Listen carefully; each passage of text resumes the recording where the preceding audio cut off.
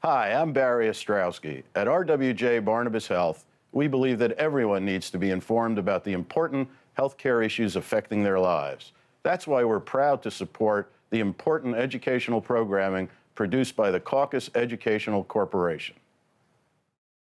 Funding for this edition of Think Tank with Steve Adubato has been provided by RWJ Barnabas Health, New Jersey Sharing Network, dedicated to saving lives through organ and tissue donation. Horizon Blue Cross Blue Shield of New Jersey.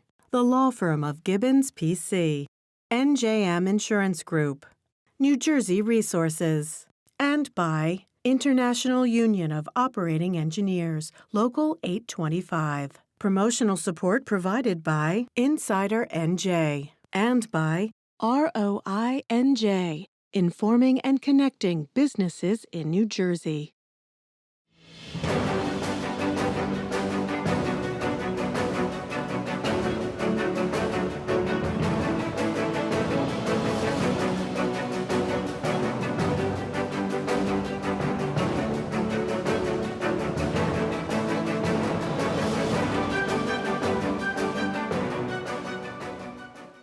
Welcome to the premiere edition of Think Tank. I'm Steve Adubato. In fact, we're coming to you from the Agnes Varus NJTV studio. This is, in fact, the premiere edition, as I said, of Think Tank. This particular program focuses on the future of the Democratic Party, particularly as both parties move into the 2020 election. Congress, President, it's going to be fascinating. Four fascinating people to talk about it. First, it is my honor to welcome State Senator Vin Gopal, who is the Senate Majority Conference Leader. Tara Dowdell is founder and president of the Tara Dowdell Group. Brendan Gill is a Democratic strategist and president of the BGill Group. And finally, Jean Cornacchia, president of St. Peter's University. Good to have you all with us with different perspectives on the Democratic Party. Let me start with you, Tara. How united or how divided is the Democratic Party, in your view, at this point in the spring of 2019? Well, I think the Democratic Party is united around the concept of making sure that Donald Trump is a one-term president. So I think that is a really tremendous uniting force for the party. I think overall the party is united. Are there fissures around different campaigns competing? Yes, because that's a natural thing. Presidential campaigns, to be clear. Yes, and that's a very natural thing. When you're competing to be the nominee, there's going to be some fights, right? There's going to be some blows. But I think overall, from a policy perspective, particularly a big picture policy perspective, I think there's a lot of unity within the party for the big picture. You know, I want to challenge that in this way. You know, the whole question of the new Green Deal, this is yes, there's some politics in think tank. I want to be clear. But it's mostly about public policy, with people in the New Jersey, New York area talking about national issues that affect us. But I have to be clear, on the new Green Deal, when Congresswoman Ocasio-Cortez put out the new Green Deal, I did not see a lot of Democrats coming together and saying, we're on board on this, Gene. Did I get that wrong? No, you didn't get it wrong. In fact, I think I'm a little less confident that the Democratic Party will be able to unite going forward, because I see a number of wings that are kind of pulling. Describe the wings. So you've got the I'll call it the far left, you know, very, very progressive. Bordering on quote-unquote socialism, some actually acknowledging I am a socialist Democrat. Exactly. And even within that wing, there's a little bit more moderate faction and a much more aggressive, progressive side. Right. Then you've got the moderates in the middle. You know, the Biden-Pelosi? The Biden-Pelosi, who, though they agree with a lot of the economic perspectives of the left, are concerned about winning elections in Congress and the presidency. And so they want to be more moderate and avoid getting tarred, as seems to be happening right now, by Trump and the Republicans, as being socialists. So socialism doesn't win. Well, let's play on that. The president appears to be, and you just read his tweets, you don't take it from me, saying that they are socialists. Democrats are socialists. Anyone here, so we can get this out of the way, identify as a socialist? Anyone? No. Okay. No. Okay. We said we are capitalist in the sense that we work every day and want to make a living and want to work hard and get paid more and whatever. But for those who argue that the Democrats are in fact moving in that direction, Brendan, socialism. Right. You concerned? I'm not concerned, and I'm not concerned because I think our future is dictated by growth, the future of our party. So I would actually ask, you asked a question about the Green New Deal. There are certain things like the Green New Deal which may or may not become a litmus test for people. I mean, like basically doing away with fossil fuel and cars in X number of years? Within the party. I mean, is that a socialist point of view, progressive point of view, or just doesn't make sense? What I'd argue is that the Democratic Party has always been a big tent party. There's always been a range of ideas. What I look at as a Democratic strategist and as a local party official is, are we growing our base? And when we have a range of ideas, what that allows us to do is to grow our base. So if you look at New Jersey, for example, we elected last cycle in 2018 4 new Democratic members of Congress. They are each very different based on their districts and who they are and what they represent. But as a party matter, that's a good thing. We picked up 4 new seats. So I'm not concerned about this tag of socialism. I'm not concerned about whether you're supporting the Green New Deal or not. In New Jersey, you're not, but nationally? What I'm concerned, what I look at is, are we registering new voters? Are we growing the base of the party? And I really believe and think that the way you do that is to have a range of ideas to talk about. Senator. I love my good friend Brendan Gill, but couldn't disagree more. I'm shocked.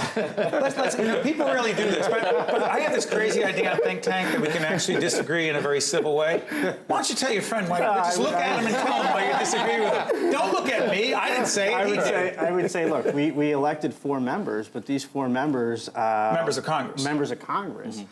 They were unique in that if you had the type of AOC type of candidates, they would not have won those districts. We had candidates... Excuse me, we just had Congresswoman Mikey Sherrill in taping for us. She won in a very moderate, conservative-leaning district.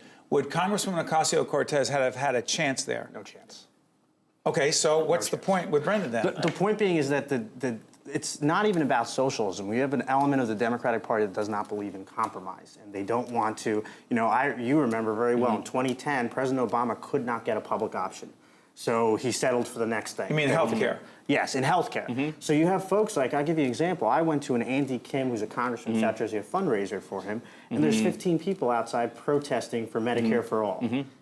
Recognizing we have a Republican Congress and a Republican president, why not try to work on things that we can compromise and get together? If you had, Congresswoman Cortez won in a very Democratic district. The districts we picked up in South Jersey and Mikey Sherrill, these are not even moderate districts. These are Republican districts. Right. And they're able to have a message. They're all progressives, but they're able to have a message that unites the most amount of people. Excuse me, you make it sound, Senator, like Medicare for all, we'll try to be policy-oriented, is not a winning message in a conservative, moderate district. Do you buy that? And I'll come back to everyone. By the way, and also, how do we pay for it?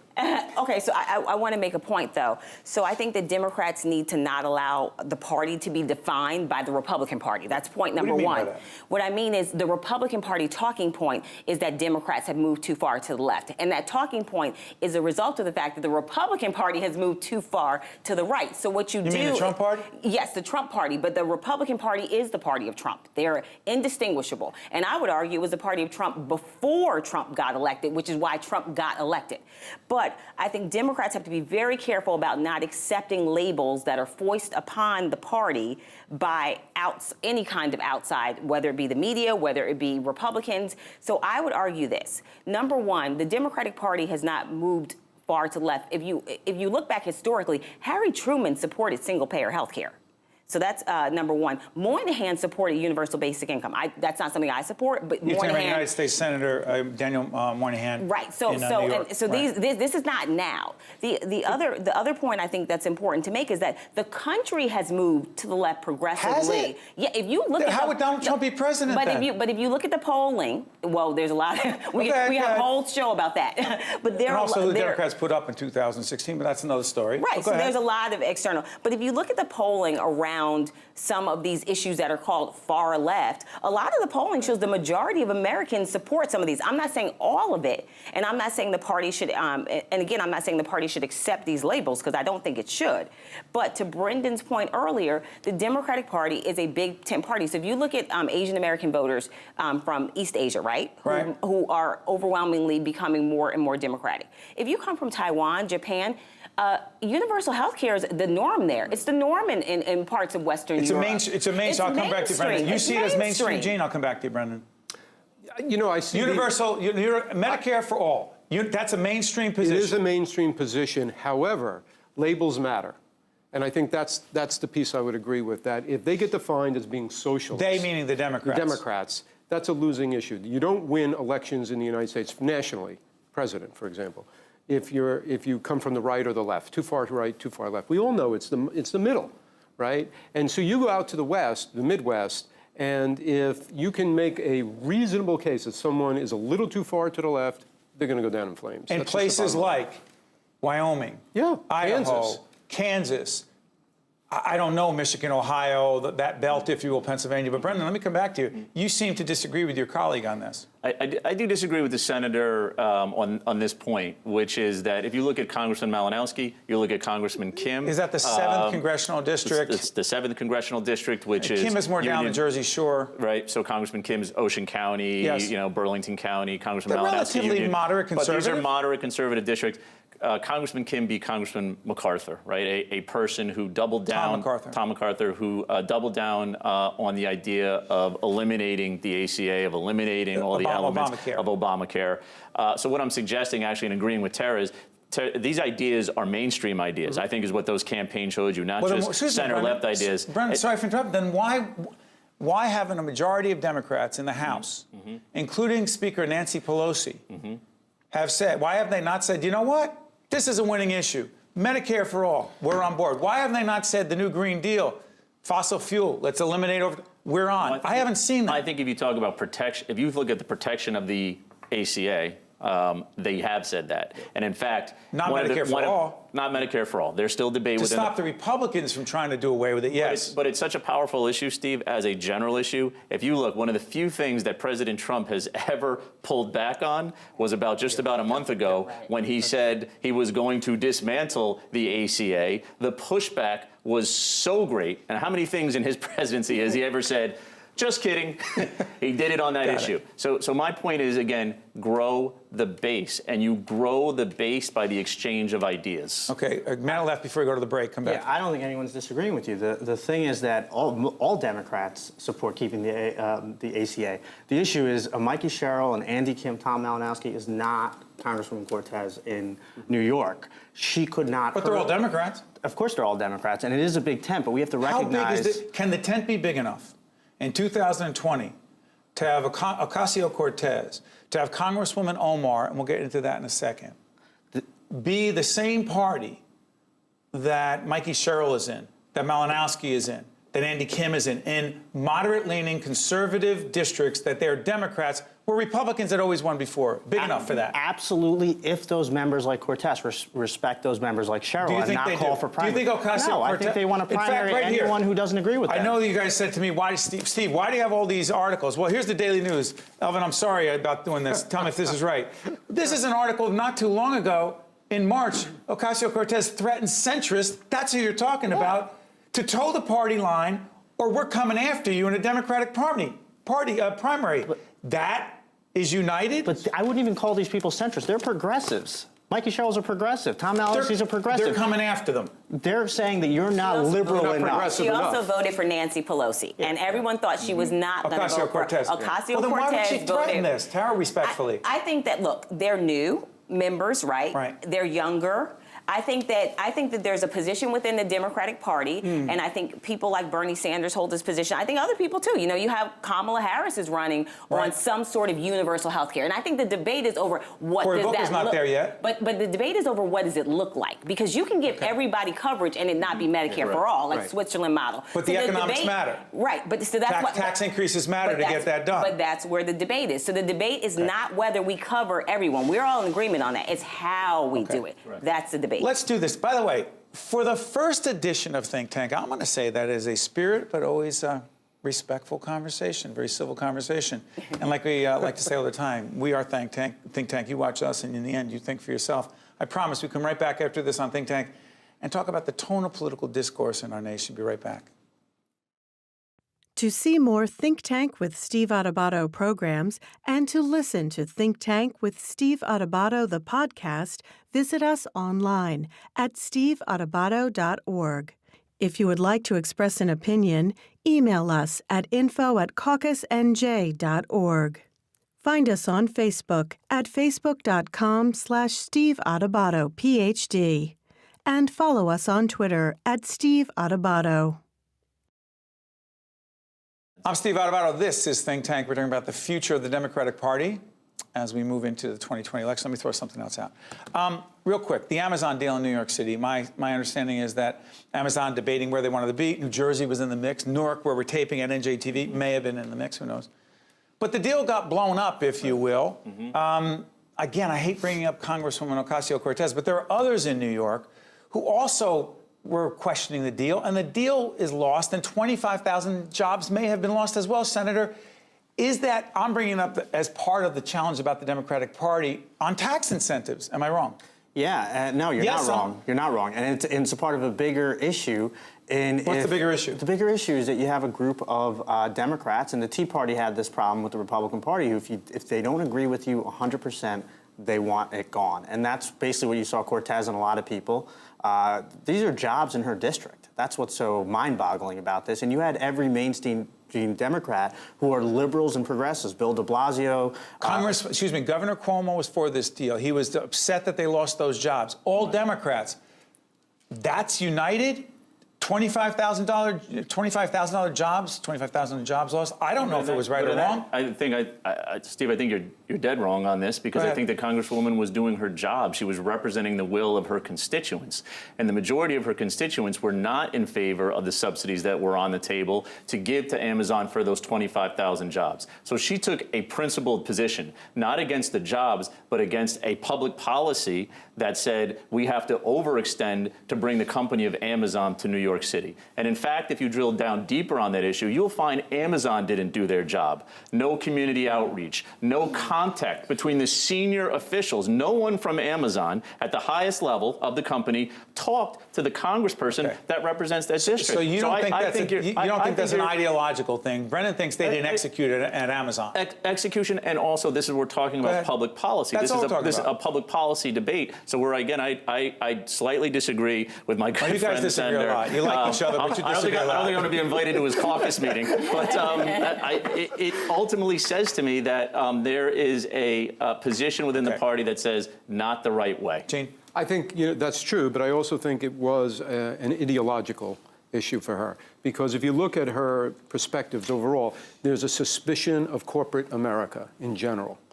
And that wing of the party is very suspicious. Is that the argument that some make you either a socialist or you're a capitalist? By the way, Bernie Sanders always been a socialist. He was one socialist Democrat in the House, in the United States Congress. If I'm not mistaken, you could check his tax returns. He just released it. He made over $1 million right after the presidential campaign. Does that make him a capitalist? Almost everyone in America is de facto a capitalist. Yeah, but how can you be a capitalist? How can you be a capitalist? Listen. I'm unabashed. Work hard to make as much money legally and ethically as possible. Right. Try to give back. He was criticizing those who are the wealthiest. He's in the 1%. Right. Is there some hypocrisy there, particularly if he's the standard bearer of the Democratic Party going into 2020? He's probably going to have some challenges on that point. I think Bernie Sanders supporters are locked in. I think they're very locked in. With 20 candidates, Tara? Yeah, I think his supporters are. I think absolutely his supporters are locked in. So I don't think that there's going to be much movement there. I think at the end of the day, I think what most people are asking for is that a capitalism that's ethical, a capitalism that lifts everyone up. And right now, we're not seeing that kind of capitalism. People's wages have been stagnant for 30, 40 years in this country, while productivity has increased. And so I think Bernie Sanders, any of the candidates that are sort of being identified as too far left, all of these folks, and even the mainstream Democrats all agree on this. All right, let's bring it closer to home. Could it be said that in New Jersey, we have a microcosm of the battle, the struggles going on in the Democratic Party nationally? That we have a governor, Governor Phil Murphy, who, let's fully disclose, Brendan, you were a key part of that campaign. Yep. Yes, it was. And the Senate president, who will actually be coming in here today, Steve Sweeney, to tape. But ideologically, I'm not interested in whatever personality issues. That's not what Think Tank is about. It's about policy and thinking, not highbrow, but just thinking. They disagree on tax policy. The governor wants to increase taxes on people who earn over $5 million. Senator Sweeney's going to come in here and say absolutely not. The senator has certain views about how to deal with public employee unions that are very different from the governor's, a whole range of issues. Question, is what is going on between the president of the Senate and the governor? You could jump in if you want, choose to, choose not to if you don't want to. I'm going to let the senator go first. Got it. Here's my question. Forget about the personality. Listen, I don't care whether they get along or not personally. Ideologically, is that senator a microcosm of what's going on nationally? Look, I think there are... And are you in the middle? I'm sorry. There are a lot of areas that they've worked together on. We watched, I mean, I was on the other side of them on the minimum wage, and they're together on paid sick leave and women's health care funding and a lot of issues. I think there is a disagreement among some Democrats as far as how we change our infrastructure in New Jersey. We have... How about the economic infrastructure? And the Senate president's coming in here today to talk about the fact that our fiscal house is out of control and out of order, and he believes that taxing the wealthiest New Jerseyans is only going to have more people leave the state. That is an ideological position that two Democrats, the governor and president, totally different views. And I think a lot of Democrats agree with both sides of them. We have to remember, we agree with both. We have a lot of counties in the state that have a lot of school districts, a lot of government that's overburdened, and our taxes keep going up. And the Senate president wants to consolidate and merge. He wants to regionalize districts, and Democrats like me support that and think that's a good idea. Steve, yes. Can I just jump in here on one point? You asked a question if there's an ideological split within the Democratic Party on the millionaire's tax.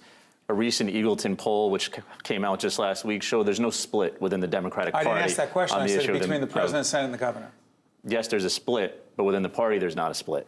90% of registered Democrats in that poll support the millionaire's tax. 72% of the people polled in that poll, statewide poll, Eagleton poll, support the millionaire's tax. So there might be an ideological split between two leaders, but there's no split within the party. Gene?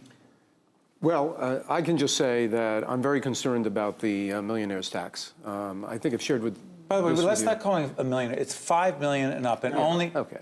No, it's 1 million. It's a million. No, we have a millionaires.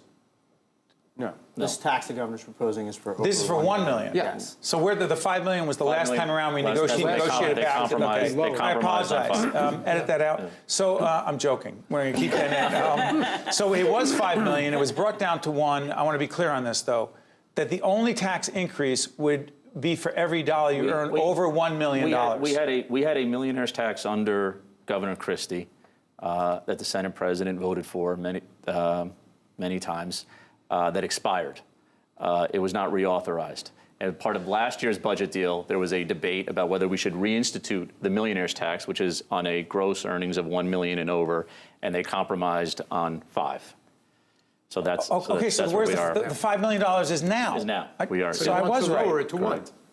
Okay. Yes, we want. But here's what's your concern? My concern is that ideologically and practically. Well, I'll give the practical first. The practical is I end up spending a lot of time in Florida pursuing donors who have moved there so that they're 50 plus 1 days, 50% plus 1 day in Florida. So they don't have to pay New Jersey income taxes. I mean, that's where a lot of our wealthier alumni end up, and I'm not unique here. All the schools, independent schools, face the same kind of thing. The data just doesn't support that. Yeah. That's just. That's our reality. experience. I appreciate that. Tara, any thoughts on this before I move to the last topic? Well, I operate a small business, and so I have no problem with a tax on millionaires because right now millionaires got a massive tax break from the federal government. But we also got hit on the capping of the $10,000 state and local deduction. Go ahead. But that's where I think that was Trump and the Republicans. Right, exactly. But that's where I think is a big pain point for people because many people are homeowners. And also, I think people forget, part of the problem for people in New Jersey is that the overall cost of living is high. I mean, so I go to the grocery store, I buy 5 things, my bill's like $40 sometimes, right? So I think it's all of these factors. I don't think it's one thing. The Democratic Party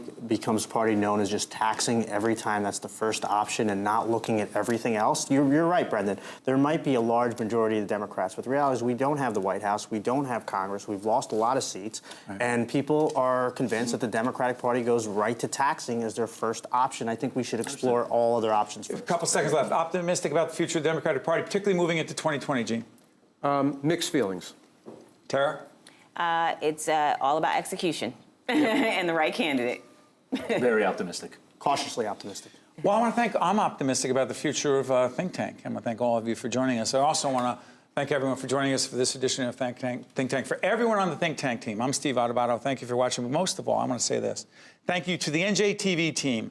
Thank you for the CEC, Caucus Educational Corporation team, to Elvin, to Nicole, to everyone behind the scenes. Vinny did all this, to Patty out there. I'm not going to make a long list, but I'm going to say this. I'm out here. They're behind the scenes. They're the ones who make it happen. But this is Think Tank. But in the end, make sure that you think for yourself. Catch you next time. Think Tank with Steve Adubato has been a production of the Caucus Educational Corporation, celebrating over 30 years of broadcast excellence. Funding for this edition of Think Tank with Steve Adubato has been provided by RWJ Barnabas Health, New Jersey Sharing Network, Horizon Blue Cross Blue Shield of New Jersey, the law firm of Gibbons PC, NJM Insurance Group, New Jersey Resources, and by International Union of Operating Engineers, Local 825. Transportation provided by Airbrook Limousine, serving the metropolitan New York, New Jersey area. NJM Insurance Company has been serving New Jersey policyholders for more than 100 years. But just who are NJM's policyholders? They're the men and women who teach our children, the public sector employees who maintain our infrastructure, the workers who craft our manufactured goods, and New Jersey's next generation of leaders, the people who make our state a great place to call home. NJM, we've got New Jersey covered.